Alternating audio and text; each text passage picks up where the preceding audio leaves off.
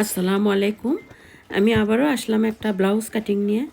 তো দেখুন, এই যে ব্লাউজ কাটিংটা আমি চার মানে প্রথমে এক ভাঁজ দিয়ে পরে আর এক ভাঁজ দিলাম, কারণ এই ব্লাউজের মাপ হচ্ছে আপনার আর 42, হ্যাঁ 42 ইঞ্চি, আর লম্বায় আপনার রেডি করে 16 থাকবে। আমি সেই হিসেবে কাপড় কেটে নিয়েছি।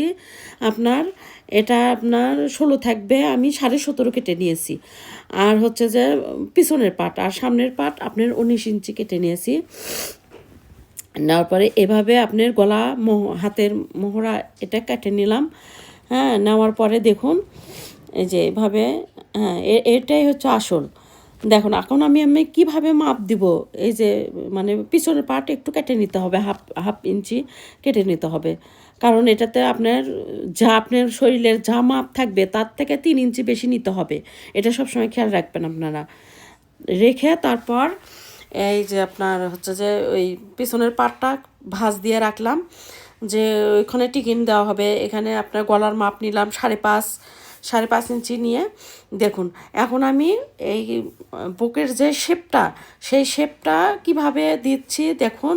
এই শেপটাই হলো মেন। এই শেপটা ধরে ধরে যদি আপনারা সেলাই করেন একটার পর একটা মাপ দিয়ে দিয়ে, তাহলে ব্লাউজটা আপনার পারফেক্ট হবে। এইভাবে এই যে দেখুন, আমি এই 3 ইঞ্চি নিয়ে এই যে এইভাবে এখানেও এরকম 3.5 ইঞ্চি, তারপরে এটা মাপটা যেতে হোক, দেখেন না খুব সুন্দরভাবে রাউন্ড হয়েছে এইভাবে। তো এইভাবে এটা রাখলাম। রাখার পর এখন হাত আপনার 11.5 ইঞ্চি থাকবে। আমি 13 ইঞ্চি 13.5 ইঞ্চি নিচ্ছি। নেওয়ার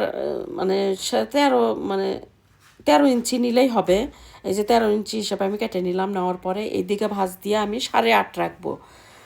হ্যাঁ, এই হাতার এভাবে 8.5, আর লম্বায় 12 ইঞ্চি আপনার 11.5 ইঞ্চি থাকবে। সেই হিসেবে আমি কেটে নিলাম। এক পাশে একটু না জোড়া জয়েন দিতে হবে, সেটা আমি পরে সেলাইয়ের সময় জয়েন দিয়ে নেবো। তো এইভাবে কাপড় যদি অবশ্যই আপনারা কাটেন অনেক ভালো হবে। তাই দেখুন।